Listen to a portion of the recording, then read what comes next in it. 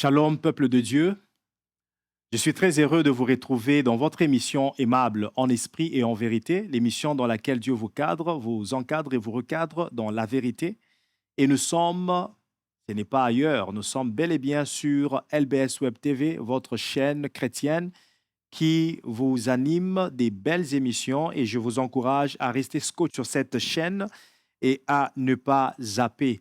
Je suis de retour pour notre série d'enseignements que nous avons commencé la semaine passée, la série sur la délivrance. Je bénis Dieu que ce message puisse toucher les gens, bénir, édifier le peuple de Dieu de partout. Et nous allons continuer à écouter Dieu pour pouvoir vous nourrir davantage. Pour ce soir, nous allons donner une autre définition de la délivrance. C'est quoi la délivrance? Nous allons répondre encore à cette question. Mais avant tout, je vais quand même mettre certaines personnes qui nous suivent, qui nous ont rencontrés jusqu'aujourd'hui, qui nous ont rejoints jusqu'aujourd'hui, je voulais dire, les mettre un peu dans le contexte. La délivrance, c'est ce que l'homme recherche aujourd'hui. Partout, les gens sont à la quête de la délivrance. Dans les églises, on nous impose les mains, on nous donne des prophéties. Pourquoi? Parce que chacun cherche sa délivrance. Mais c'est quoi la délivrance? Qu'est-ce que nous sommes en train de chercher? Est-ce que ce à quoi nous accourons dans des églises, ce à quoi nous accourons derrière les prophètes, c'est ça vraiment la délivrance? C'est la question qu'il faut se poser. Et nous allons répondre à cette question progressivement. Je sais que je n'ai pas encore touché le vif du sujet. On est jusqu'à l'introduction. Même l'émission de la fois passée était juste introductive. Celle-ci sera introductive, mais introductive ne veut pas dire que les informations que je vous donne sont à banaliser. C'est déjà le début de tout. Parce qu'il faut comprendre la genèse des choses afin de bien consommer son parcours et bien jouir de l'Apocalypse. Alors, c'est quoi la délivrance? Nous avons dit la fois passée que la délivrance est un processus. Et qui dit processus, ça dit une opération qui se fait en une ou en plusieurs étapes. Et là, j'ai statué que même Jésus, il y a des cas qu'il a résolus en une seule fois, en un coup, mais d'autres en plusieurs reprises. La femme à la perte du sang, par exemple, elle est venue, elle a touché Jésus, instantanément guéri. Mais il y a un aveugle qui est venu, Jésus applique de la boue, il lui dit d'aller se laver à la piscine de Siloé. La personne s'en va, elle revient. Jésus lui pose la question, est-ce que tu vois? Non, je vois des hommes comme des arbres. Et Jésus a encore refait la prière sur cette personne. Cela ne témoigne pas le manque de foi en Jésus, mais c'était juste une leçon pour nous de reconnaître, d'apprendre que la délivrance est un processus. Il y a peut-être des choses qui sont tombées, que tu es délivré de certaines choses aujourd'hui, mais ce n'est pas la fin. Il y en a d'autres que tu constates encore, mais Dieu m'a délivré de la pauvreté, mais pourquoi je suis toujours stérile? Ça viendra avec le temps. C'est un processus. Abraham était délivré de la pauvreté. Il était riche, mais il n'avait pas d'enfant. Mais à un temps fixé par Dieu, Dieu l'a délivré aussi de la stérilité. Donc, vous voyez, c'est un processus. La délivrance est un processus, mais un processus qui consiste en quoi? Premièrement, c'est un processus qui consiste à faire sortir quelqu'un ou quelque chose de la prison ou d'un blocage spirituel. Ça, c'est ce qu'on avait vu la semaine passée. Aujourd'hui, je donne le deuxième élément. La délivrance est un processus qui consiste à libérer quelqu'un ou quelque chose de l'influence de la servitude satanique ou démoniaque. Je reprends. La délivrance est un processus qui consiste à libérer. Le terme clé ici, c'est libérer. Libérer quelqu'un ou quelque chose de l'influence. C'est le deuxième terme clé, l'influence de la servitude. Le troisième terme clé, servitude satanique ou démoniaque. Donc la libération.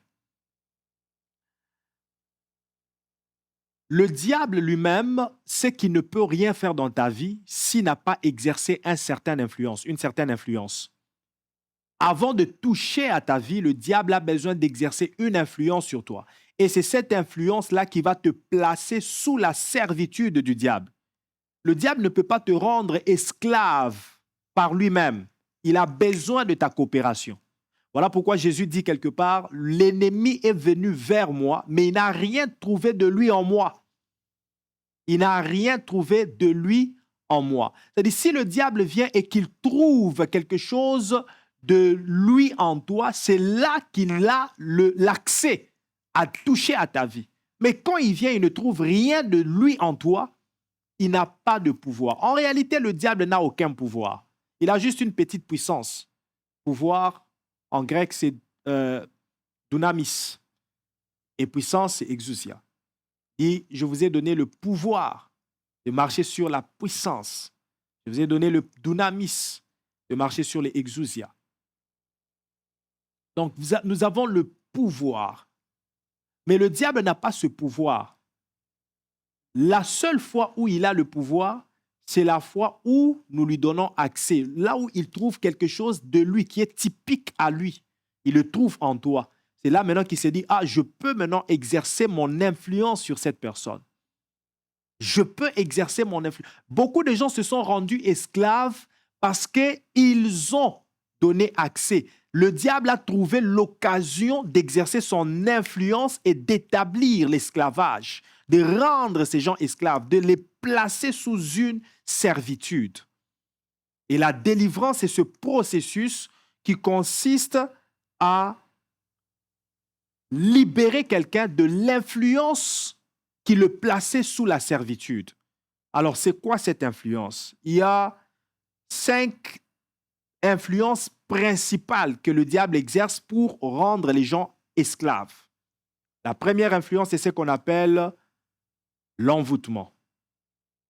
L'envoûtement. L'envoûtement, c'est quoi? C'est le fait de faire perdre le sens à quelqu'un en sorte que ce qui était anormal devienne normal. Donc, le comportement qui est anormal, pour lui, ça devient normal. Il peut le faire sans gêne. Pourquoi? Parce qu'il est envoûté. C'est une altération du sens de la vie. C'est une altération du sens normal. C'est-à-dire le sens normal de la personne a été bougé, changé. Et la personne se trouve dans un mauvais... Il se retrouve avec un mauvais sens de délibération. Il délibère les choses dans un mauvais sens. C'est ainsi que tu verras un mari qui se pose la question, mais ma femme, comment elle est devenue? Qu'est-ce qui lui est arrivé? Parce qu'avant, elle n'était pas comme ça. Elle délibérait bien. Elle prenait des bonnes décisions. Elle faisait le bon choix. Mais depuis un certain temps, depuis que le diable a exercé l'influence qui s'appelle envoûtement en elle, son sens de délibération a changé. Une femme qui s'est dit, mais mon mari, il commence à me torturer, il m'insulte devant les enfants. Ce n'est pas son comportement. Il a changé. Oui, il a changé parce qu'il a été envoûté. En sorte que ce qu'il ne pouvait pas faire, en temps réel, il ne pouvait pas se comporter comme ça. Mais le comportement qu'il a adopté, c'est parce que ses pensées ont été changées. Il a subi ce qu'on appelle l'envoûtement. À l'exemple du fou de Gadara, cet homme était bien avant, mais dès qu'il a reçu l'envoûtement, le sens de sa vie a changé. Ce qui était anormal est devenu normal. C'était devenu normal pour lui d'aller dormir dans les cimetières et anormal de dormir dans la maison. C'était normal pour lui d'être nu que d'avoir des vêtements. Quand il a des vêtements, pour lui, c'est normal. Comment ça, je peux avoir des vêtements? Je dois être nu. Il déchire les vêtements parce qu'il était envoûté. Donc, la première influence que je mentionne, c'est l'envoûtement. Deuxième influence, c'est la possession. La possession, c'est le fait que les esprits impurs viennent habiter dans le corps d'une personne. Ils font du corps de cette personne leur maison, leur domicile. La possession, c'est lorsque les démons élisent domicile dans le corps d'une personne. Vous savez que la Bible dit que nos corps sont le temple du Saint-Esprit.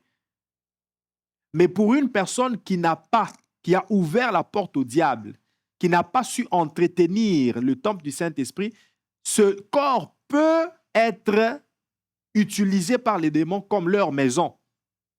Et souvenez-vous, lorsque Jésus parle, évidemment, dans ce domaine de chasser les démons, Jésus dit, lorsqu'on chasse un esprit, il va sortir. Il va errer ça et là, parce qu'il n'a pas où aller. Il n'aime pas, ces esprits-là, ils n'aiment pas aller dans les milieux arides. Or, c'est là qu'ils doivent être, mais ils ne veulent pas, ils n'aiment pas aller dans les milieux arides. Alors, qu'est-ce qu'il fait? Il va revenir dans cette maison et voir si elle est vide. S'il trouve la maison vide et non aménagée, qu'est-ce qu'il fait? Il va appeler 7 autres esprits plus méchants que lui. Et ils vont venir habiter dans cette maison-là. Cette maison-là, c'est qui? Ce sont les corps des gens. Ce sont les corps des humains. Donc, il y a certaines personnes qui se promènent, mais qui ont des esprits impurs en eux. Il faut chasser ces esprits-là. La manière dont il se comporte, ce n'est pas lui. Ce sont les esprits qui sont en lui, qui contrôlent sa vie, qui le dictent. L'envoûtement, c'est lorsque les esprits dictent en étant en dehors de ta vie. Mais la possession, l'esprit élit domicile en toi et prend tout le contrôle de ta vie. Tout ce que tu fais, tu es conduit par cet esprit-là. Souvenez-vous que la Bible dit, c'est poussé par l'Esprit de Dieu que des hommes ont parlé de la part de Dieu. De la même façon que ceux qui sont remplis du Saint-Esprit parlent parce qu'ils sont poussés par l'Esprit, de la même manière aussi ceux qui sont possédés, ils parlent parce qu'ils sont poussés par l'Esprit qui les possède. Tu te diras, mais cet enfant est très impoli. Mais impoli pourquoi? Parce qu'il y a un esprit en lui qui le pousse à te répondre comme ça. Il ne reconnaît pas que ça c'est un adulte, je dois le respecter. Mais comment cet enfant peut voler? Ce n'est pas l'éducation que je lui ai donnée. Mais depuis qu'il a reçu ces esprits impurs, c'est comme ça qu'il est devenu voleur. C'est comme ça qu'il s'est lancé dans la prostitution, parce qu'il y a des esprits en lui. Chaque comportement qu'affiche quelqu'un a un esprit derrière qui le pousse à se comporter de cette façon. Et la seule chose qu'il faut faire, c'est de passer par la délivrance. C'est qu'on prie pour toi et le processus de la délivrance, c'est qui va te délivrer. C'est ce qui va te libérer en chassant ces esprits impurs et en t'exposant à la vraie délivrance. Je parlerai de la vraie délivrance dans les émissions qui viennent parce qu'on y va petit à petit pour que l'enseignement soit très bien compris. L'obsession, c'est une aliénation de la pensée. Donc, les pensées sont aliénées. Donc, c'est à cette dimension-là qu'on devient esclave de certains actes, de certaines actions. Donc, on ne peut pas faire sa vie sans ces actions-là. Il y en a qui se sont aliénés dans la masturbation. Donc, ses pensées sont versées dans la masturbation. Il est là, il doit se masturber pour se sentir bien. Il y en a qui sont devenus aliénés au tabagisme, à la cigarette, à la drogue. Donc, ses pensées sont aliénées. Il est obsédé de la drogue. Il y en a qui sont devenus des obsédés sexuels. Il y en a qui sont devenus des obsédés dans un domaine quelconque. Pourquoi? Parce qu'il subit l'obsession. C'est une influence satanique. C'est une aliénation de la pensée. Le diable t'inflige une certaine manière de penser pour que tu fonctionnes selon cette pensée-là. Car il est écrit, telles sont les pensées de son âme. Tel que tu penses, c'est tel que tu seras. Tout ça, ce sont des influences sataniques. Et la 5e influence satanique, c'est la malédiction. La malédiction, c'est le fait de prononcer des mauvaises paroles sur le compte de quelqu'un. Il y a des gens qui subissent l'esclavage parce qu'ils ont été maudits. Des mauvaises paroles ont été sorties par ses grands-parents, par ses parents, par qui que ce soit, et ces paroles se sont attachées à sa destinée. Ce qu'il vit, c'est proportionnel, c'est dépendant de ce qui a été dit. Jusqu'aujourd'hui, il ne se marie pas parce qu'il a été dit que nous verrons s'il va se marier. Jusqu'aujourd'hui, il ne touche pas l'argent parce qu'il a été maudit dans ce sens-là que lui, il n'évoluera pas. La malédiction. Mais j'ai une bonne nouvelle pour toi, c'est que Christ est venu en versant son sang sur la croix, c'est pour te délivrer de toutes sortes et toutes formes d'influence satanique et démoniaque. Et dans cette émission, en ce moment où je te parle, la parole de Dieu que je te prêche, c'est une épée qui vient couper tous les liens de l'esclavage dans ta vie. Si tu le crois, tu dis Amen là où tu es et tu seras délivré totalement. La délivrance, c'est quoi? La délivrance, c'est un processus qui consiste à délier ce qui était lié. Ça, c'est la troisième réponse que je te donne sur la délivrance. Premièrement, j'avais dit dans l'ancienne émission que la délivrance est un processus qui consiste à faire sortir quelqu'un ou quelque chose d'une prison spirituelle. La délivrance est un processus qui consiste à libérer quelqu'un ou quelque chose de l'influence satanique. Et j'ai cité 5 sortes d'influences sataniques. Et la délivrance, troisièmement, est un processus qui consiste à délier ce qui était lié. Souvenez-vous de l'ânesse qui était attachée. Jésus dit, allez, dites au maître de cette ânesse, au propriétaire de cette ânesse, le maître en a besoin. Jésus a besoin de toi. Jésus a besoin que tu sois délié de ce qui te liait. Délié de la drogue. Délié de la cigarette, du tabagisme. Délié de l'ivrognerie. Délié de la masturbation. Délié des liens qui t'attachaient à la masturbation, qui t'attachaient à la fornication, qui t'attachaient à la prostitution. Le maître a besoin de toi. Tu es une ânesse sur laquelle l'agneau doit monter. Tu es une ânesse sur laquelle l'agneau doit monter. Pour que l'agneau entre dans Jérusalem, il lui faut une ânesse. Et cette ânesse, c'est toi. Tu dois être délié du péché. Lorsqu'il a ressuscité Lazare, immédiatement, il a ordonné que Lazare soit délié. Il ne pouvait pas rester avec les linges qui l'attachaient. Tu peux avoir entendu la voix de Christ qui t'a ressuscité de mort. Lazare était ressuscité de mort. Ça, c'est le symbole de ceux qui entendent l'appel de l'évangile et qui donnent leur vie à Jésus-Christ, qui se convertissent, mais qui restent encore attachés dans certains liens. Il s'appelle chrétien, il a donné sa vie à Jésus, mais il reste attaché à certains liens, peut-être à la fornication, peut-être à la masturbation, peut-être à l'un des comportements qu'il pratiquait quand il était dans le monde. Parce qu'il est encore attaché, il doit être délié. Et la délivrance, c'est ce processus, une opération qui se fait étape par étape. Peut-être il y a des choses que tu seras délié de cela seulement quand tu auras 5 ans de vie chrétienne. D'autres aussi 10 ans de vie chrétienne. D'autres aussi 20 ans de vie chrétienne. Il n'y a pas d'âge pour être délivré. Tous, nous avons besoin de délivrance. Nous avons besoin d'être déliés de quelque chose qui nous lie encore. Et ma prière ce soir est que tu sois délié de ce qui t'attachait encore au monde, au nom puissant de Jésus-Christ. Je vais prier pour toi. Père, dans le nom puissant de Jésus, je prie que tu puisses toucher ce frère, cette sœur, et surtout que tu puisses le délier, que tu puisses briser l'influence satanique. Délivre-le de l'oppression. C'est lui qui subit une maladie qui lui a été infligée par le monde des ténèbres. Maintenant, par le sang de Jésus, que cette maladie tombe. C'est lui qui subissait l'obsession, l'envoûtement. Je prie qu'il retrouve son bon sens au nom puissant de Jésus. Que ton sang puisse laver, purifier les pensées qui étaient obsédées. Que ta puissance puisse chasser tous les esprits qui habitaient dans le corps, dans l'esprit, dans l'âme d'une personne. Au nom puissant de Jésus-Christ. Je prie que tu retires toutes sortes de malédictions et que tu établisses ta bénédiction dans chaque famille qui m'écoute ce soir. Au nom précieux de Jésus-Christ. Nous avons ainsi prié et nous disons Amen. Merci, chers téléspectateurs, de m'avoir suivi ce soir dans cette émission. C'est votre émission et je vous prie de rester attachés, scotchés et de la suivre chaque jeudi à 19h sur la même chaîne, LBS Web TV, avec votre humble serviteur, le pasteur Tchali Brugnoli. Vous pouvez toutefois me contacter. Mes coordonnées sont inscrites en bas de l'écran.